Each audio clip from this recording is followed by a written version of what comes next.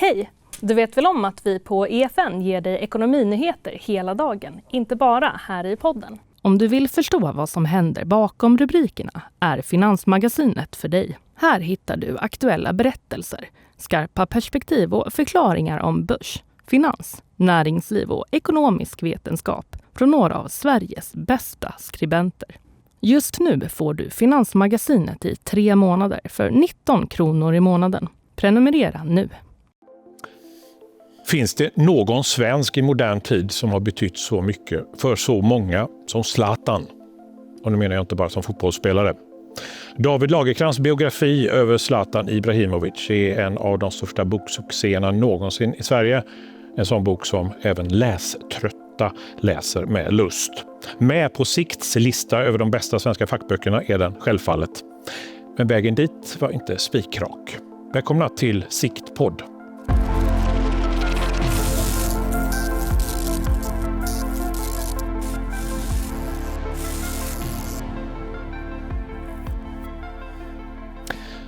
Hej David, välkommen till Sikt-podd. Tack, trevligt att vara här. En biografi lika bländande som en cykelspark från 25 meter, skriver juryn som har utsett din biografi här till en av seklets bästa. Hur känns det? Ja, det känns fint. Ett tag var jag så jävla trött på att prata om den där boken, för jag åkte land och rik och Europa runt, men nu har det landat lite och då är jag otroligt stolt. Vad än jag hittat på så är det där nog det finaste jag gjort. Just på grund av, som du sa, att jag fick en helt ny generation att börja läsa. Unga pojkar som aldrig varit nära ett bibliotek eller en bokhandel plockade upp det. Det tycker jag är stort. Vi tar det från början. Hur kommer det sig att du skriver en biografi om Zlatan? Och vem var du vid den här tidpunkten? Alltså, jag var ju länge journalist, precis som du. Men ville ju bli författare. Och min första bok var kanske inte den som jag hade drömt om. Jag hade tänkt att jag skulle skriva någon roman som blickade in i mig själv och sådär. Men den första boken blev att jag spökskrev en äventyrare som heter Göran Kropp. Och det gjorde jag för Abbe. Och jag blev lite besatt av den boken. Det var också det var både författeri och liksom skådespel. Jag gick ju in i Göran Kropp. Jag skrev Göran Kropp. Så jag intalade alltid att det var jag som klättrade upp. Du vet, han gick ju upp på Everest utan syrgas och sådär. Och den skrev jag och den blev en stor framgång. Men sen tänkte jag, nu jävlar ska jag bli en seriös författare. Och skriva liksom faktaböcker och romaner. Men Abbe Bonnier som var min förläggare, han tyckte jag skulle fortsätta med det här. Att jag hade ett anlag och liksom gå in i någonting annat. Så han ringde varje år och sa att du har en annan kändis här som jag undrar om du ska spökskriva. Jag sa alltid till honom, men fan Abbe, jag vill inte längre. Jag vill hålla på med något annat. Jag ska bli en seriös författare. Och så någon gång 2010 så ringer jag har en till kille. Men så här, sluta, ring, jag vill inte. Och så är han tyst en liten stund och så säger han, det är Zlatan. Och då ville jag plötsligt. Ja, för det var Zlatan. För han var ju liksom larger than life. Han var ju liksom en gud. Och jag förstod ju tidigt att hans historia är makalös. Det var ju liksom American Dream första gången på svenska. Var befann sig Zlatan då? Han var redan en legendar då. Ja, han hade ju just blivit såld till Barcelona, eller han spelade i Barcelona och hade den här stora konflikten med Guardiola som hela tiden ville premiera Messi och bänkade Zlatan. Så det var ju säkert ett ganska bra sätt att möta honom, för han kom från ett trauma. Så när jag träffade honom, han hade precis då lämnat Barca lite i förnedring och kommit till Milano. Så att det var i den liksom krisen som ingen riktigt visste vad den var. Det var där jag mötte honom. Innan det var jag ju tvungen att bli godkänd förstås. Ja, du möter honom, det är där nere du möter honom fysiskt också. Jag möter honom på Scandic Hotel där landslaget brukar träffas. Ja. Och då sitter han där med sin varumärkesagent som heter Mika. Och jag kommer in, jag kan ju inte vara mer nervös för att jag fattar att det här är ju ett uppdrag. Det här vill jag ju ha. Men Zlatan har ju sin grandiosa jag minns så väl att han såg mig inte överhuvudtaget. Han talade bara med sin agent och han berättade och jag satt där och kröp ihop. Jag är 20 år äldre men jag känner mig som 14. Och så plötsligt vänder han åt mig, där han förstås tränat in många gånger. Och så vänder han åt mig. Du, David, säger han, tror du på Gud? Och det är det första jag har berättat många gånger. Det är det första jag sa. Och så är han tyst. Och då blir jag liksom fullständigt livrädd. För jag tänker, är det här en kuggfråga? Är det så att han är religiös eller icke-religiös? Så ska jag blåsa det här uppdraget som jag svarar för? Så jag säger, jag vet faktiskt inte riktigt om jag tror på Gud. Och då tittar han med ögonen och så säger han, då tror du inte på Zlatan heller. Oj. Och då trodde jag att killen är ju megalomanisk förstås, men han drev ju bara med mig. Och det var en start, och sen började vi. Hur kändes det? Ja, men då var jag ju vettskrämd. Då tyckte jag han var ju som en karikatyr av sig själv. Men sen så började vi långsamt prata och sen såg jag att han hade tatuerat födelsenumren på sina barn när jag såg det på hans handleder. Och det visade sig att mina barn var i samma ålder och så plötsligt möttes vi på det sättet. Ja, var det så ni... Ja, lite var det ju så. Och sen så visste jag att han gillade Muhammad Ali. Det är min gamla barndomsidol. Eller han gillade det på grund av vad hans pappa gillade. Och så hade vi Ali tillsammans. Men det var ju fortfarande en mur emellanåt. Man kan ju inte tänka sig två mer olika personer. Zlatan uppväxt i Rosengård och jag i den här liksom kulturadelfamiljen. Vi var ju väsensskilda personer. Du kände att du gick in för att bli godkänd. Kommer du ihåg känslan att nu är jag nog godkänd ändå? Ja, jag visste det inte. Och sen blev vi bjudna till Milano, jag och Abbe. Och det visste jag fortfarande inte om det gick. Och sen så spelade Milan mötte Inter och Zlatan gjorde det enda målet och de vann. Och så blev vi bjudna på nattklubb efteråt. Då säger man till och med pratar för mycket.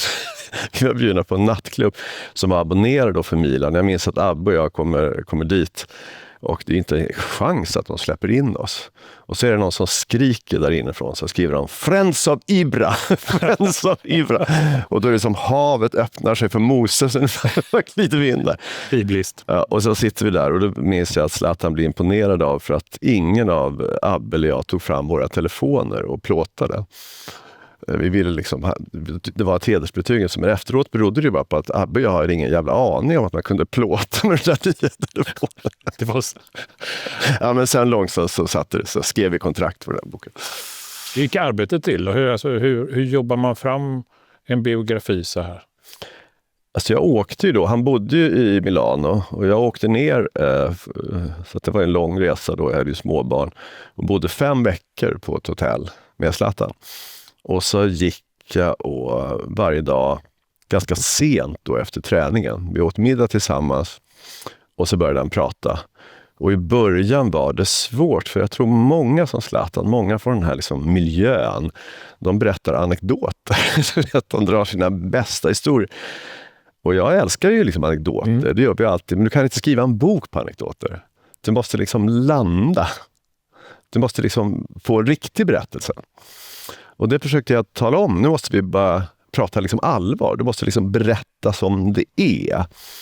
Och vad är det som är en riktig berättelse? Alltså en anekdot är ju liksom en slags en historia med en poäng. Om du ska göra en sån här berättelse så måste du börja förstå dig själv. Och jag tror plötsligt så blir Zlatan intresserad. Dels för att han är smart förstås. Han har ju bara tittat framåt. Hur ska jag klara nästa match? Hur ska jag klara den här tränaren? Och så plötsligt börjar han titta bakåt. Och det häftiga tror jag för alla som börjar berätta sin historia, framförallt för en ny människa, det är att när man berättar sin historia så börjar man se sitt liv på ett nytt sätt. Så jag tror delvis så, jag förstod att han hade ett helt annat liv än vad vi trodde. Men han tror jag också började förstå sitt liv. Och när han berättade om saker i sin barndom så gjorde jag min research. Så jag tror att han fick lite nycklar för sitt eget liv. Och det som gjorde det här en så spännande resa. Så jag brukar ju tycka att jag var Zlatans terapeut lite grann. Det kändes så? Ja, jag brukar ju säga att det var därför han blev så bra. Han hade ju pratat med mig och blivit förlöst. Nej, jag vet inte. Men så var det. Jag kan prata mycket om det. Och där var det ju några sådana här ögonblick som var liksom helt förlösande när jag fick syn på en helt annan. Man kan tänka sig Zlatan då var ju en slags gud för mig. Han var en hjälte. Jag satt ju där lite ihopkrympt. Och på den tiden hade man beskrivit hans liv i Rosengård som ganska idylliskt. Och så plötsligt en dag så tar han mig till kylskåpet och så, jag vill att du ska se mitt kylskåp, säger han. Och då är kylskåpet för oss som man kan tänka sig hos Zlatan, det är alldeles fullt med så här delikatesser. Och så säger han, så här måste det se ut. För att är det inte fullt så får jag ångest. För ibland när jag kom hem och var hungrig och arg och kom hem sent på kvällen och så öppnade jag kylskåpet, sa han, och så tänkte jag, måtte det finnas någonting där.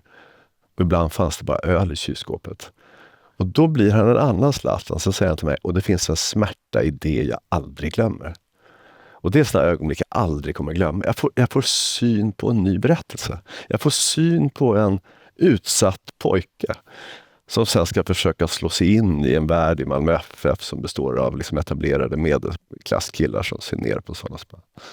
Tänkte du då, många blir ju rörda av det, du blir ju rörd också av det. Ja, verkligen. Tänkte du på den här historien, den här delen av historien är den viktigaste, eller det här måste fram? Ja, så här kände jag. Det var ju den första resan, tillblivelsen av Zlatan, som var det viktiga. Och det häftiga som händer då, det är att liksom, den här muren bryts ner mellan oss. Han är inte längre bara superstjärnan Zlatan. Eller det är till och med så kanske att jag är den äldre nu, som jag också är. Och så börjar han prata och nysta i det här och jag är helt förhäxad. Och jag ser också en historia, jag ser ju klassproblematiken liksom, när han kommer hit och folk försöker liksom kasta ut honom från laget för att han är en udda person och sådär. Så att där får jag ju långsamt, jag får spår på en historia som jag förstår är väldigt stark och helt ny. Och sen gäller det för mig att bara veta, hur ska jag skriva den? Hur ska jag göra det här för att det ska kännas autentiskt? Hur kommer du på det då? Ja, man kan ju säga då att jag sitter ju då och undrar, det blev ett jävla liv om det sen, men om jag ska intervjua dig till exempel, om ditt liv, Anders, så kan inte jag skriva ner bara som du säger. Jag måste hitta en essens. Jag måste koncentrera vad du säger. För att annars blir det för ordrikt. Så jag måste ju hitta en essens av Zlatan. Jag måste ju koncentrera det, berättelsen. Så jag försöker hitta en ton som känns som Zlatan. Och det sitter jag och jobbar med. Så de första dagarna så sitter jag i evighet och lyssnar på våra samtal. Och så fort jag hör ett uttryck som är liksom typisk Zlatans, så skriver jag ner det. Och så jobbar jag med tonen. Och någonstans under processen så har vi bestämt att boken ska heta Jag är Zlatan Ibrahimovic. Så att i hemlighet sitter jag där på mitt hotellrum och så säger jag till mig, det är jag som är Zlatan, det är jag som är Zlatan. För jag var tvungen att gå in i rollen. Jag var tvungen att liksom gå in, jag var tvungen att vara Zlatan för att få det att leva. Så det är tonen du ville fånga? Ja, verkligen. Det behövde inte vara de exakta orden? Eller? Nej, men det går inte med exakt. Jag satt med honom tror jag 100 timmar. Det går liksom inte att skriva, det går inte att sätta en bandspelare och skriva ner dem. Jag måste hitta en ton, jag måste koncentrera det. Jag måste hitta liksom en kraft i berättelsen som känns autentiskt, och det var det jag jobbade med. Vill du läsa en liten bit? Ja, det var länge sedan jag läste boken. Har jag tappat mina glasögon? Nej, det här ligger då. Vi bodde 4 trappor upp då på Kronmans väg. Och vi körde inte med kramar och den grejen. Ingen frågade, hur har du haft det idag, lilla Zlatan? Inget sånt. Ingen vuxen hjälpte med läxor eller undrade om du hade några problem. Du fick klara dig själv. Och det var inte läge att gnälla om någon var taskig. Du fick bita upp och det var kaos och bråk och en del slag och smällar. Men det är klart. Ibland hoppades du på lite sympati. En dag föll jag från ett tak på dagis. Jag fick en stor blåtira och sprang gråtande hem och förväntade mig en klapp på huvudet eller åtminstone några snälla ord. Jag fick en örfil. Vad hade du på taket att göra? Det var inte stackars Zlatan. Det var förbannad idiot som klättrade upp på ett tag. Här har du en lusing. Och jag blev helt chockad och drog mig undan. Eller så stack jag ut. Morsan hade inte tid för tröst. Inte då. Hon städade och slät för att försörja oss. Hon var en fighter. Men hon orkade inte med mycket annat. Hon hade det tufft och vi hade ett fruktansvärt humör allihop. Det var inget vanligt svenskt snack hemma. Inget direkt älskling var snäll och räck mig smöret, utan mer hämta mjölken din jävla idiot. Ja, det var en annan slags uppväxt. Ja, hur känns det där? Att läsa? Ja, och höra. Du valde ett bra stycke. Jag känner mig ganska stolt över det. Där fångar jag ju också känslan av att det här var en annan form av uppväxt. Det var hårt och det var liksom en annan kultur också. Man kramade inte, man sa, det var hårt och direkt. Och jag tyckte att jag fick fram liksom essensen i något annat. Kommer du ihåg när du arbetade med det? Jag försökte liksom säga, jag försökte ofta säga så här om man skriver. Ja, så var det, men kan du inte stanna här, Zlatan? Kan du inte beskriva ungefär hur det var vid middagen? Och så försökte jag, så fort det var någonting jag tyckte var viktigt, så här, men här tar vi en gång till. Vad brukar mamma ha på sig? Vad brukar ni göra? Jag brukade stanna där. Och då kommer jag ihåg, det var då han berättade att mamma ibland slog honom med en träslev. Och den här träsleven gick ibland av för att den slog så hårt. Och då hade jag också en slags, det var oerhört brutalt och pappan drack. Men Zlatan älskade sina föräldrar och Zlatan är känd, men det var inte dem. Så att det gäller att hitta, både skriva som det var, men ändå hitta någon slags ömsint. Jag vill inte lämna ut dem. Så det var ju liksom, och jag hoppas att jag lyckades med det. Jag tänkte på dem också hela tiden. Det är saker som ni inte tog med av den anledningen. Ja, det är klart det var. Det var en hel del. Så att vi hade långa diskussioner om det där. Jag vet att Zlatan inte kanske tycker det är så roligt, men det första det första han sa till mig, vi kan inte skriva om att farsan dricker. Jag kan inte utsätta honom för det. Men desto längre vi höll på, det hände faktiskt en dag, den sommaren just efter Utöja, när vi var väldigt gripna om att barnen som var skjutna på Utöja och Breivik, så sa han att jag fattar, vi måste skriva allt. För att det gick inte att ta bort pappans drickande. För det fanns ju där mellan raderna. Det hade blivit liksom, och då gjorde vi det. Och berättade att han drack och att han var full och kylskåpet var tomt och sådär. Men vi fick, och så sa han till mig, så här, jag kan inte härma Zlatan, men jag minns precis, vi satt där ute på Milanello där de tränade, så sa han så här, du David, vi skriver om allt. Men gör det med kärlek. Så jävligt gjort. Okej, jag skriver om allt. Men med kärlek. Jag kommer ihåg det. Verkligen när du beskriver nu, det här gjorde ni tillsammans. Ni gjorde verkligen det. Ja, det gjorde vi tillsammans, det tyckte jag. Det var jag som skrev då helt och hållet. Så att, men vi gjorde det tillsammans och jag försökte hela tiden. Han var ju kul på det viset att han ville veta hur det var att skriva. Och då sa jag att så här är det går inte bara bra. Man måste återvända, man måste tillbaks. Och där det smärtar, där ska man tillbaka. Och där det är som mest spännande, där behöver vi detaljer. Och då kände jag att han verkligen ansträngde sig och ringde. Det här är en grej jag måste berätta. Vad är det för detaljer? Ja, men liksom allting, hur det var hemma, liksom, vad de åt, hur snacket var, liksom hur pappa var. Han längtade ju alltid att pappan skulle komma och titta på honom.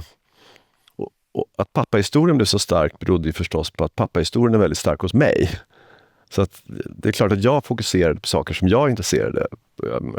Så det där försökte jag då säga, för att varje dag när han kom till träningen så tittade han sig om att pappa skulle vara där. Alla papper kom, men hans pappa kom aldrig. Och då försökte jag, hur kändes det? Vad tittade du? Vad gjorde du? Och sådana saker stannade vi som inte riktigt låg för honom. För att han brukar inte tala känslor på det viset. Och sen plötsligt hade vi det där klimax när han hade kommit upp i Malmös A-lag då, som ung pojke, och så ser han en gestalt långt borta, men han kan inte tro att det är pappa, för pappa kommer inte alltid. Och så är det pappa. Och det var sånt ögonblick, det minns jag att jag såg mig själv där också. Så det var ju det, jag var ju tvungen att relatera till mig själv. Jag var tvungen att sätta mig in, även om vi kom från... Då möts ni där? Ja, då möts vi där, tycker jag. Så jag tycker att vi har... Vi möts där, och det har jag sagt också tidigare, att det är många saker jag har fått syn på mig själv. I Zlatans värld skulle du vara stark. Du skulle vara en man. Du skulle stå upp. Men i min värld var det ju tvärtom. Där ansågs det lite som en vulgaritet. I min värld skulle man snarare inte vara svag, men i alla fall sensitiv. Känna efter som poeten. Så jag liksom förstod Zlatan i och med mig själv, i och med våra motsatser. Och också våra likheter då. Det fanns ju, vi hade båda en slags utanförskap. Det kunde jag känna igen mig. När kände du att nu har jag den här storyn? Ja, det var ju då efter vi hade suttit där ute med Ranelli och han sa att vi skriver precis allt, vi gör det med kärlek. Och då gick jag hem och då kände jag att jag hade jäkligt tajt med tid, så jag var ju förbannad på förlaget för de började redan lägga upp maskineriet då inför julen och den skulle komma ut och sådär. Men då kände jag att jag började ha en ton och jag kände att jag hittade en dramaturgi, jag hittade ett fart i boken, jag hade hittat ett språk och då återstod ju bara det hemska att det är jag som hade varit Zlatan nu i 6-7 månader. Men plötsligt så var det den riktiga Zlatan som skulle läsa. Och det är ju det tog lång tid innan han läste. Så jag ringde Helena och frågade, fan läser han inte? Vad läser han? Och så sa hon, det minns jag aldrig, han gör inget annat, han läser hela tiden.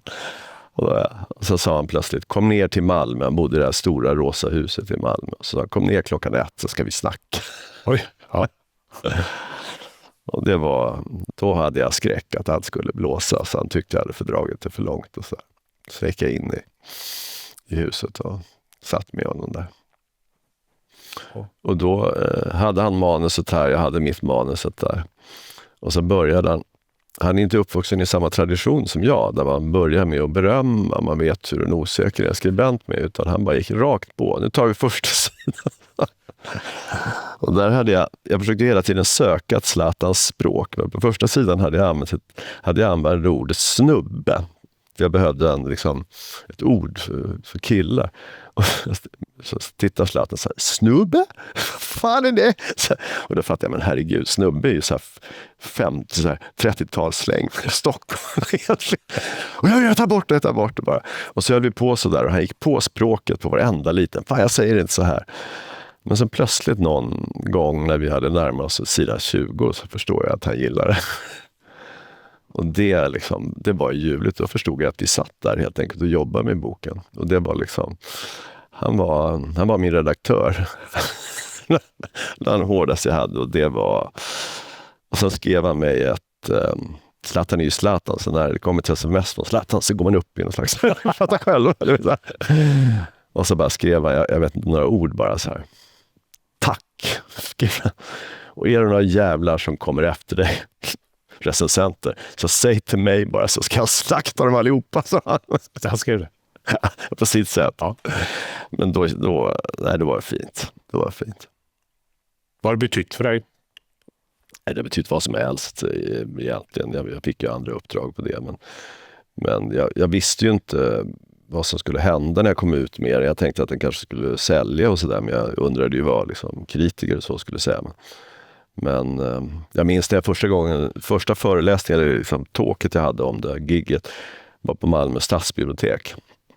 Och alla vi författare som har varit med, vi vet hur bibliotekspubliken brukar se ut. Det är bildade tanter i 60-70-årsåldern som ställer frågor om jag är inspirerad av den ryska författaren. Men här kom det plötsligt in sådana här killar. Du vet, jag såg att bibliotekarierna var rädda. Ska det bli bråk eller ska det bli slagsmål? Och jag fattade inte heller varför det kommer in såna här förortskillar som tittar sig om.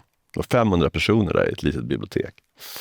Och efteråt när damerna har ställt sina frågor om mina litterära inspirationer så ställer en av de där killarna sig upp och frågar, Zlatan kör ju Porsche och Ferrari och så, men vad fan kör du för bil, David?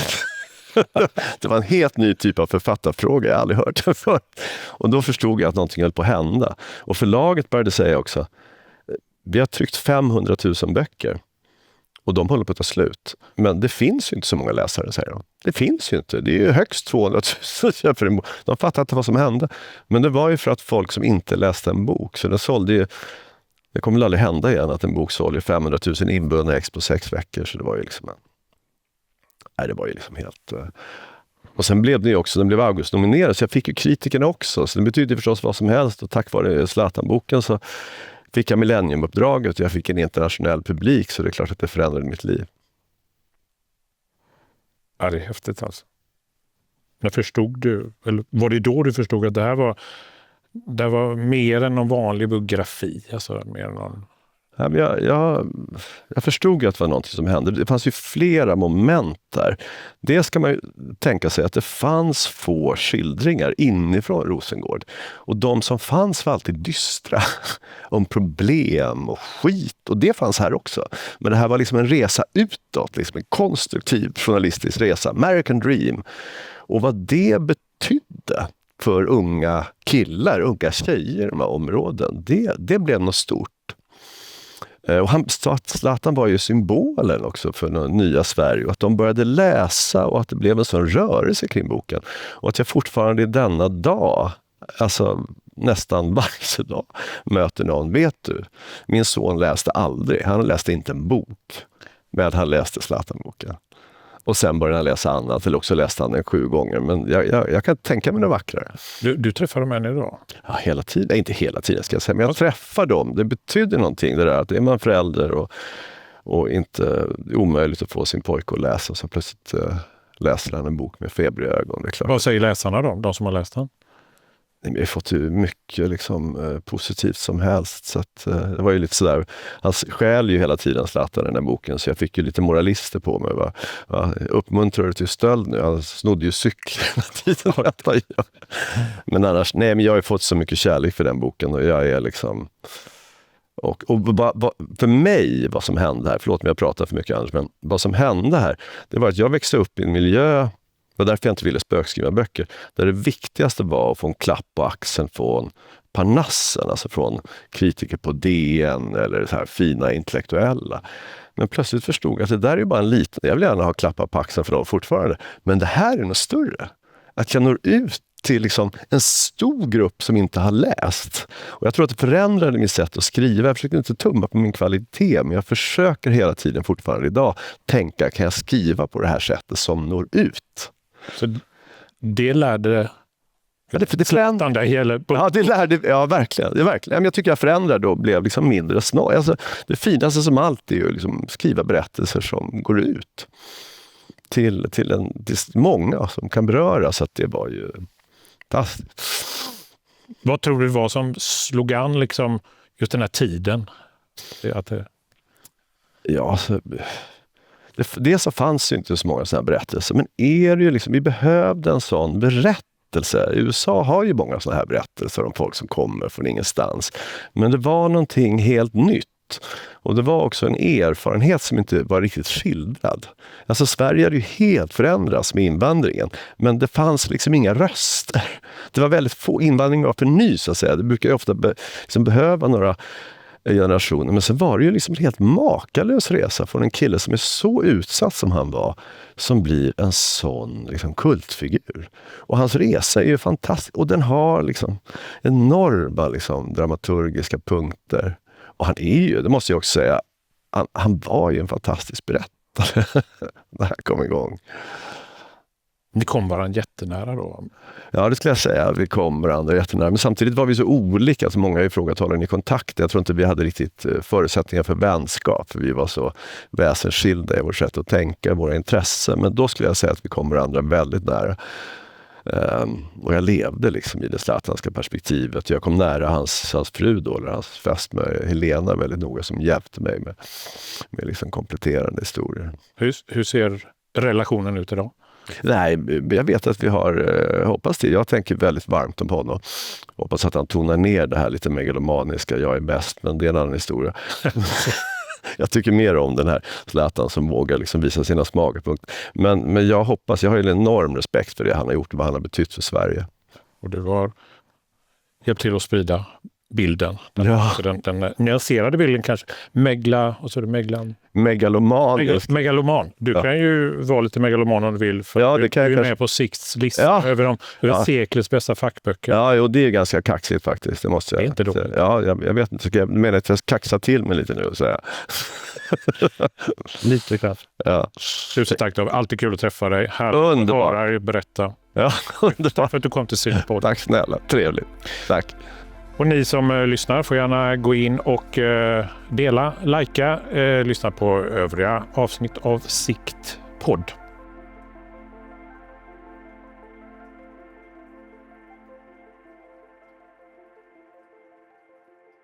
Hej! Du vet väl om att vi på EFN ger dig ekonominyheter hela dagen, inte bara här i podden. I Finansmagasinet hittar du aktuella berättelser, skarpa perspektiv och förklarande texter om börs, finans och näringsliv. Bland skribenterna finns Johan Norberg, Martin Krag, Katrin Kilos och Fredrik Strage. Dessutom gör Martin Kellerman comeback som serietecknare. Testa Finansmagasinet i 3 månader för 19 kronor i månaden. Prenumerera nu. Det här var en produktion från EFN. Ansvarig utgivare Anders Hägerstrand.